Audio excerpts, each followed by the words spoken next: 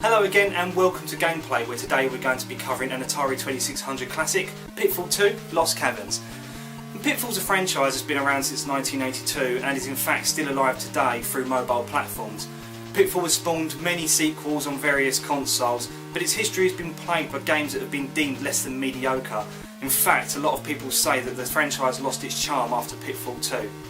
Now, Pitfall 2 was also ported to various consoles including the Sega SG-1000, the ZX Spectrum, the Commodore 64 and the Apple II, just to name a few, but it's the Atari 2600 version that we're going to be reviewing today. So let's pop the cart in and crack on.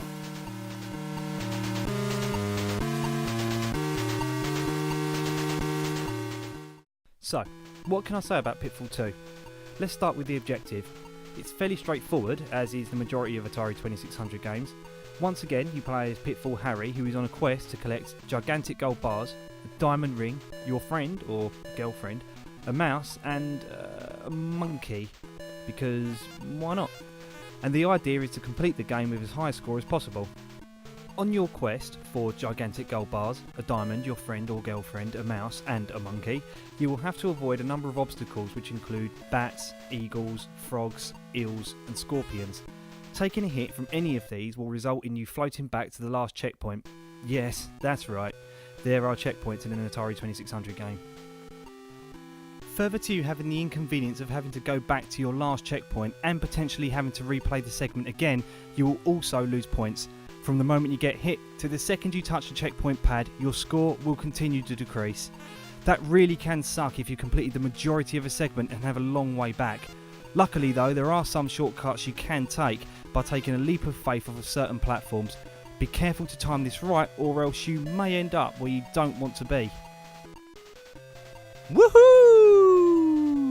Oh, bollocks. Jumping from too high a platform will cost you, but it does not cost you big. It's worth sacrificing just 100 points to get further in the game that little bit quicker. Unless of course you are aiming for the highest possible score, then don't do it. A very important factor in the game is timing. You're going to need to time your jumps right and find the right spot to allow the bats and eagles to pass over your head. I always found the eagles harder to judge more than anything else. Pitfall 2 is not very long. When recording footage for this review, I managed to complete the game in 17 minutes, but that doesn't matter. I must have played this game through more than 20 times and I know this won't be the last time I play it either. As I mentioned in the intro of the last episode, Pitfall 2 contained a first for the Atari 2600. This was the inclusion of a 4-part harmony soundtrack. It was made possible by the DCP chip, a custom chip that was built into the cartridge and which was designed by the game's designer, David Crane. The soundtrack to the game is built up of 4 parts.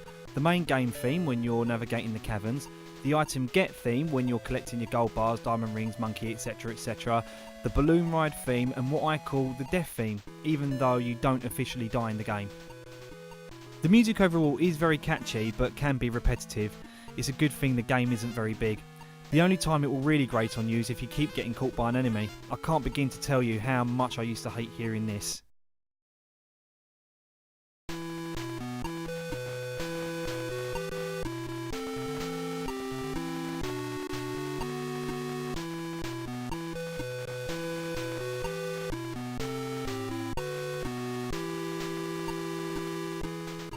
I do like the fact, however, that when you do collect an item, the music changes to be somewhat uplifting, which gives you a slight sense of accomplishment.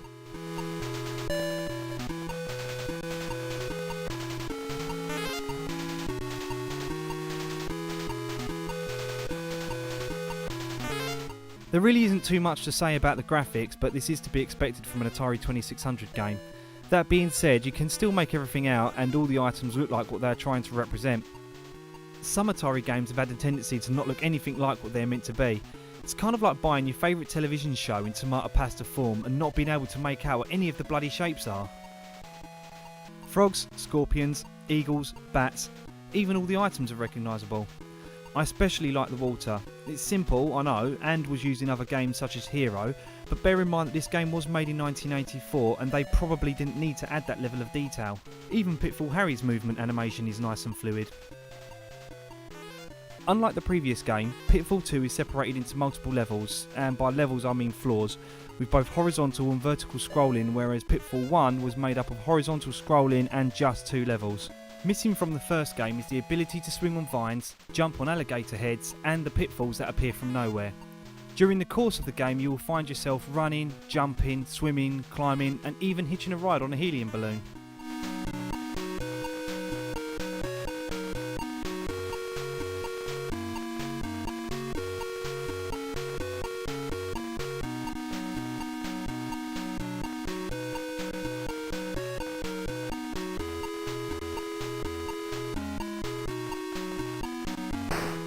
The overall level design is decent enough and it keeps the game interesting. It's only until the very last stretch of the game does it become to feel a little bit repetitive. I love Pitfall 2, and as much as I might get some heat for saying it, I much prefer it over the first game.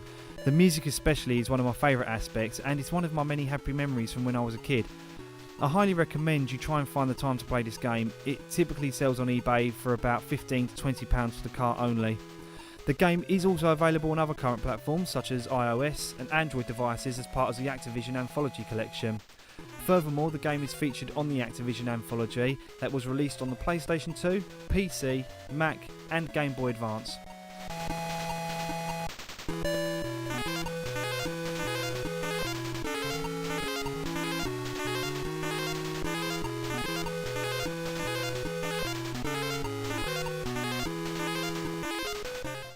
So, in a rather large nutshell, that's Pitfall 2 on the Atari 2600. What are your thoughts on the game? Have you played it on other systems? Please share your thoughts in the comments below, and if you like the video, press the like button and please don't forget to subscribe to our channel. Finally, you can follow us on Facebook. So, that's 2 games reviewed and 2 that I've really enjoyed playing. Surely my luck on playing good games can't go on for too much longer.